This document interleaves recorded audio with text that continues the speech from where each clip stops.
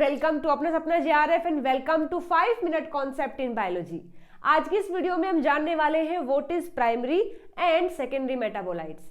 बेहद ही आसान सा टॉपिक है, लेकिन अगर आपको इसके बारे में नहीं पता होता है तो काफी कंफ्यूजन होता है अपने बड़े से कॉन्सेप्ट को पढ़ने में। लेकिन आज की इस वीडियो में मैं आपको बताने वाली हूँ कि इन दोनों में क्या डिफरेंस होता है। चलिए वीडियो शुरू करते हैं। तो देखिएगा, यहाँ हम सबसे पहले जानने वाले हैं कि प्राइमरी मेटाबोलाइट्स और सेकेंडरी मेटाबोलाइट्स कहाँ बनते हैं और ये क्या होते हैं। तो देखिए, metabolites are the small molecules that are intermediate and the end product of metabolism. हमारी बॉडी में जो लगातार मेटाबॉलिज्म चल रहा है, उस रिएक्शन के दौरान ये मॉलिक्यूल्स बनते हैं।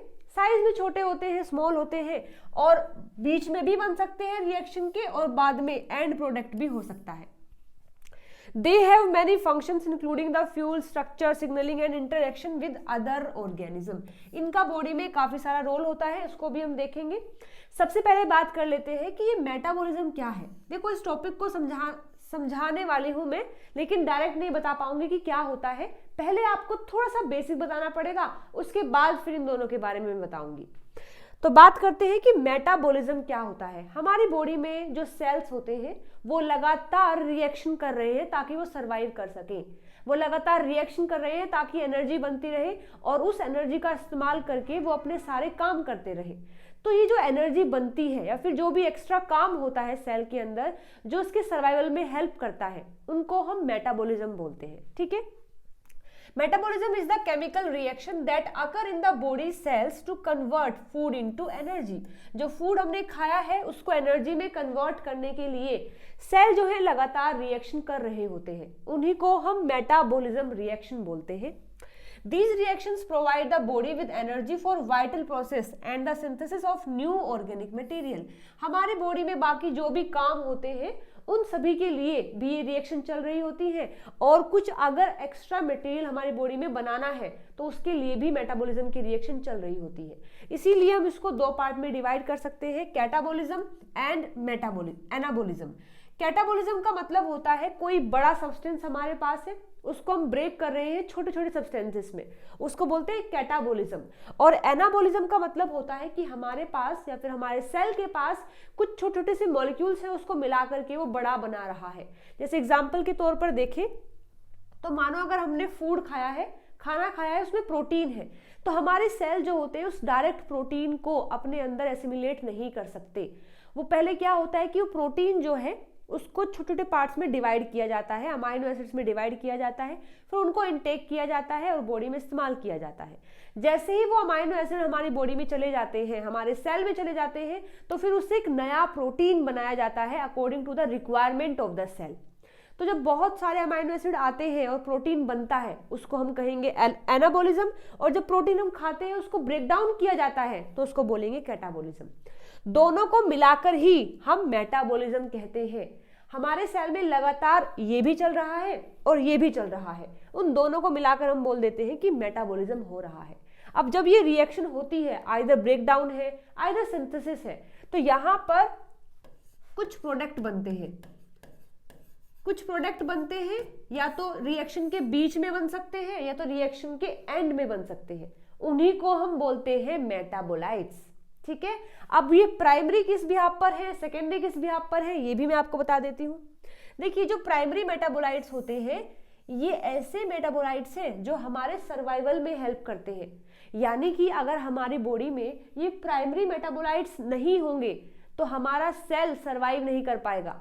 और देखो, हम किससे बने हैं? सेल से बने हैं। अगर हमारा सेल ही सर्वाइव नहीं कर पाएगा तो अल्टीमेटली हम ही सर्वाइव नहीं कर पाएंगे।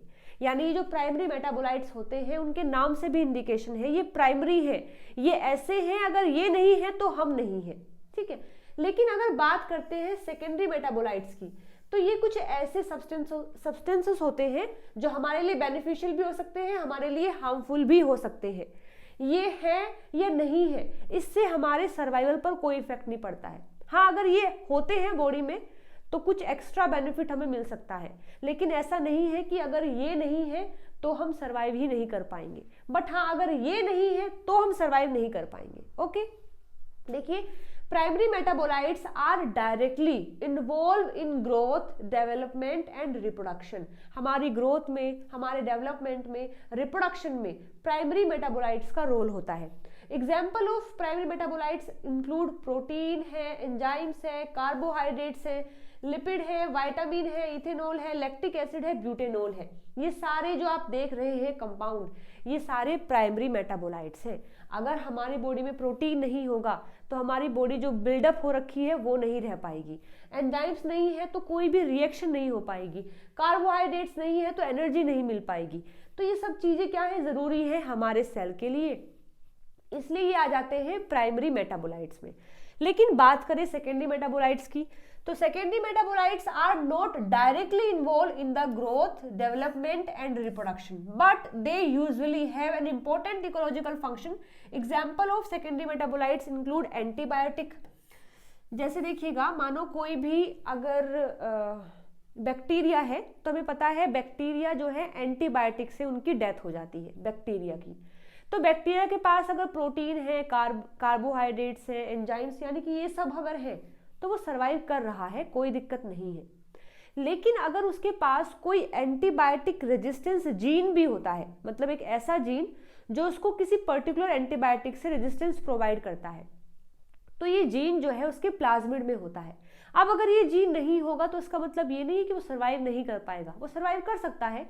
हाँ, बस ये है कि अगर उसके पास वो जीन होता है तो अगर कोई एंटीबायोटिक उस बैक्टीरिया को लगती है या दी जाती है तो वो बैक्टीरिया बच जाएगा, मरेगा नहीं।